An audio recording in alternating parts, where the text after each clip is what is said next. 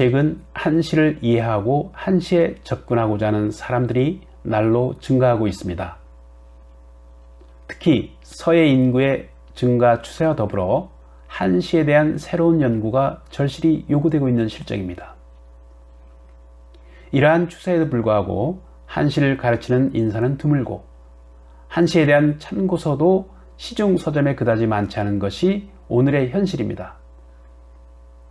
이러한 상황에서 한시에 관심을 가지고 있는 많은 분들이 고심하고 있음을 감지할 때 여간 안타까운 일이 아닐 수 없습니다. 그러나 세간에 다시 한자의 중요성이 부각되고 한자 공부 열풍이 다시 일어나고 있는 것을 볼 때 여간 기쁘고 다행스러운 일이 아닐 수 없습니다.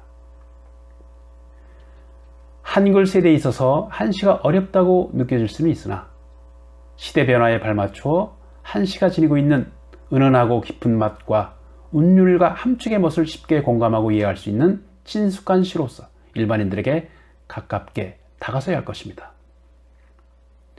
시의 세계는 허정한 우주적 공간이며 시공을 초월한 대자연의 허심한 공의 세계와도 같습니다. 또한 한시의 시 세계를 통해 선조들의 문학적인 여유와 풍류를 자득하고 참신한 시풍의 향기를 공유함으로써 풍요로운 마음의 정서를 더욱 넓혀가야 할 것입니다. 생각이나 느낌을 표현하려고 하는 욕구는 모든 사람들이 가지고 있습니다. 모든 시가 그러하듯이 시는 사람의 마음속에 있는 사상을 문자라는 형식을 빌려 표현한 것입니다. 옛사람들은 시를 일컬어 뜻의 발현이라고 했습니다. 사람은 마음이 움직일 때 뜻이 생기고 뜻이 일 때 언어가 나오는데 언어는 곧 시가 되는 것입니다. 다시 말해서 시란 내부의 감정을 문자라는 형식을 통하여 외부로 표출되는 것입니다. 이 때문에 시를 마음의 소리라고 하는 것입니다. 시는 사람의 마음이 외물에 감동되어 소리를 잃은 것이며 나무에 바람이 불면 자연의 소리가 일어나고 돌에 물이 부딪히면 폭포수가 일어납니다. 나무나 돌과 같은 이 무정물도 감촉을 당하면 음향이 일어나고 곡조가 일어나는데 하물며 희로애락에 유정한 마음을 지닌 사람에게 있어서야 더할 나위 있겠습니까? 한시도 이러한 의미에서 똑같은 시인 것입니다. 다만 시의 영역에서 볼 때 한시만이 갖고 있는 특별한 형식과 특별한 규칙이 여타시와 다른 것이라 할 수 있습니다. 당시 감상 제1강을 시작하겠습니다. 오늘 첫 시로 두목의 청명에 대해서 읽고 감상해 보도록 하겠습니다. 자, 그러면 먼저 이 청명을 한번 읽어 보도록 하겠습니다. 청명.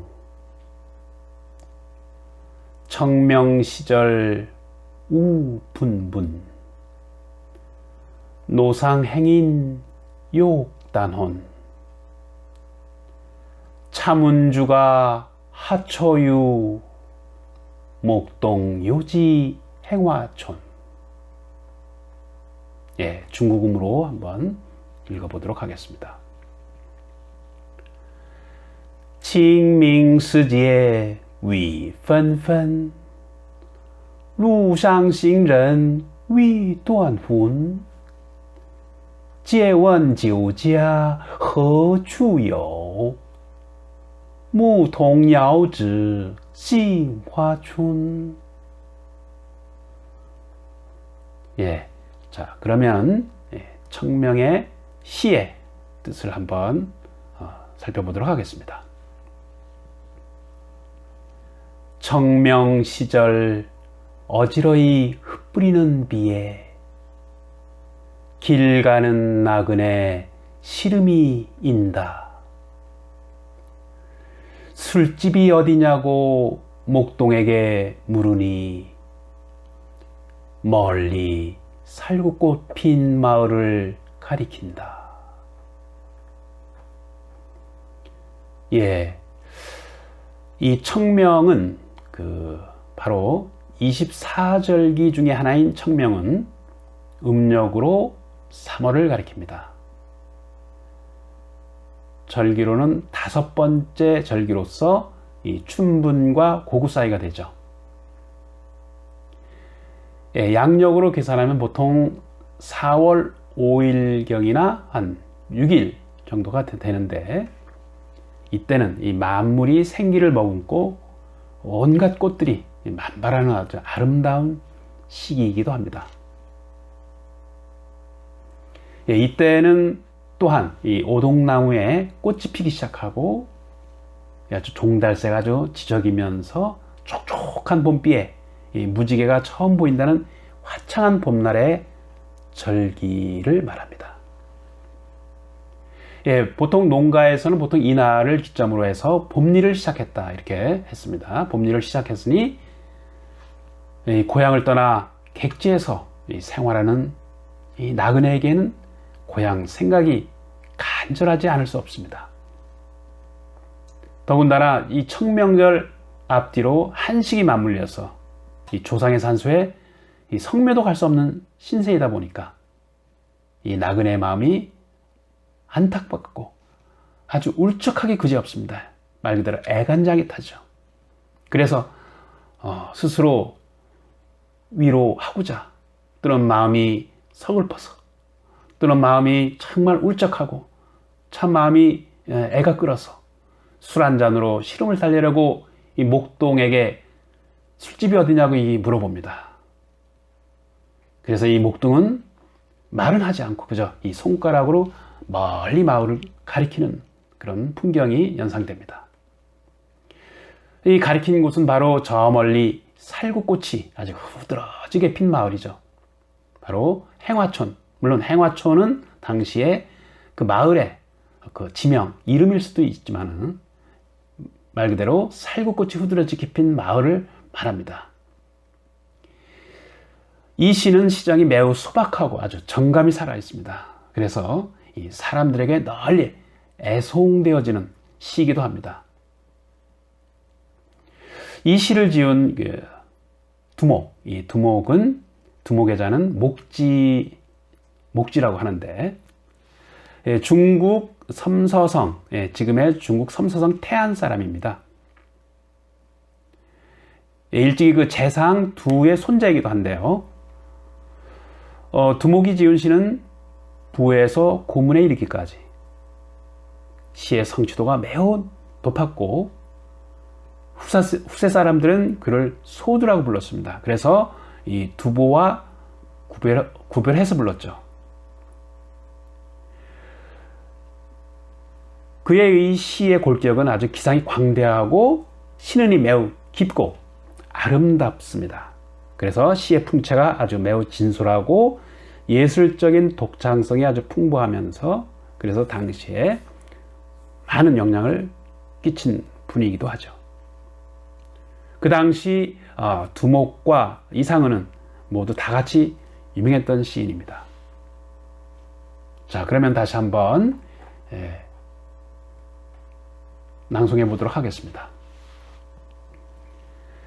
청명시절 우분분 노상 행인 욕단혼 차문주가 하초유 목동 요지 행화촌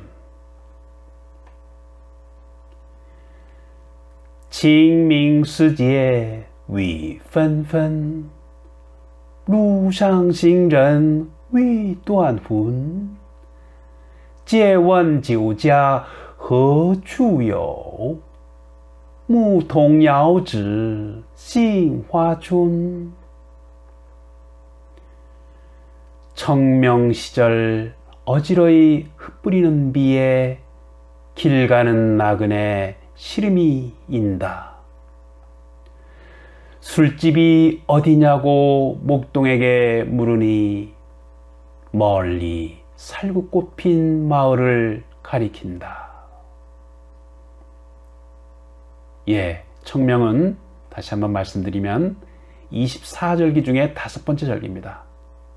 예, 24절기는 음력으로 1월 입춘 우수절, 2월 경칩 춘분절, 3월 청명 고구절, 4월 입하 소만절, 5월 망종 하지절, 6월 소서 대서절, 7월 입추 처서절, 8월 백로 추분절, 9월 한로 상강절, 10월 입동 소설절, 11월 대설 동지절, 12월 소한 대한절. 자, 이렇게 24절기는 1년 사시를 순행하게 되는 그러한 이치입니다. 그 중에서 청명은 바로 3월 청명 고구절, 3월에 속합니다. 여기서 자, 청명시절에서 청명시절에 우분분, 분분하다. 자, 비나 눈이 어지럽게 흩뿌리는 뜻이죠. 그래서 비가 어지럽게 흩뿌리는 그런 장면이 연상이 되는 겁니다. 자, 이때 노상행인, 길 가는 나그네, 욕단혼. 욕단혼은 단혼, 혼이 끊어지다. 즉, 애가 탄다, 애간장이 탄다, 넋이 나가다, 참 가슴이 끈다, 이런 뜻을 나타냅니다. 참은 주가, 참은 말을 빌리다. 즉 말해서 묻다. 주가 술집이 어디냐고. 주가 하초유, 어디냐고. 그러니까 목동이 자 멀리 가리키죠. 이 손가락으로. 요지하면 멀리 손가락으로 가리키는 걸 뜻입니다. 어디를? 행화촌. 살고 꽃핀 마을을, 행화촌을 가리키게 되는 겁니다. 그래서 청명시절 어지러이 흩뿌리는 비에 길 가는 나그네 시림일죠. 애간장일 겁니다. 참 마음도 답답하고 참 서글프고 참 이 마음을 어떻게 달래려고. 그래서 술집이 어디냐고 목동에게 묻게 됩니다. 그러니까 목동은 말없이 손가락으로 저 멀리 이 살구 꽃핀 마을을 가리키게 되는 이런 짧은 시지만은 참 많은 분들에게 애창되는 시기도 합니다. 그래서 우리가 이 봄날에 특히 이제 이 4월, 양력으로 4월경, 4월 초, 온갖 이 만물이 생기를 머금고 온갖 꽃들이 만발한 이 아름다운 시기에 참 이때는 꽃이 흐드러지게 피고 종달새가 지저귀고 촉촉한 봄비에 이 무지개가 처음 보이는 화창한 봄날의 절기를 말합니다. 꽤 옛날부터 농가에서는 보통 이 날을 기점으로 해서 봄일을 시작했다. 농사를 일해서 아주 기점이 되는 거죠. 고향을 떠나 객지에서 생활하는 어떤 나그네에게 있어서는 고향 생각이 간절하지 않을 수 없습니다. 이 시를 감상하실 때 바로 그러한 장면을 떠올리면 그 시의 맛을 더하게 됩니다. 청명. 우리가 이 시를 보통 감상하고 낭송할 때 그 시의 풍경을 먼저, 그 시의 그 내용, 그 장면, 이것을 한번 마음속으로 떠올려 보는 것도 매우 중요합니다. 청명 시절에 비가 아주 어지럽게 흩뿌리는 그런 장면을 한번 이렇게 생각하시고, 길 가는 나그네가 애간장이 끓는 그런 그 느낌으로 한번 생각을 해 보십시오. 그래서 참 그 울적한 마음을 달래려고 술집이 어디냐고 물어봅니다. 어린 목동이 참 그래서 술집 있는 곳을 멀리 손가락으로 가리키는 이러한 그 전체적인 장면을 생각하시게 되면은 이 시의 맛이 더욱더 살아납니다. 오늘 중국 당시 감상 제1강은 여기에서 마치도록 하겠습니다. 저는 다음 제2강 때 다시 뵙도록 하겠습니다. 오늘 경청해 주셔서 감사합니다. 좋은 시간 되십시오. 감사합니다.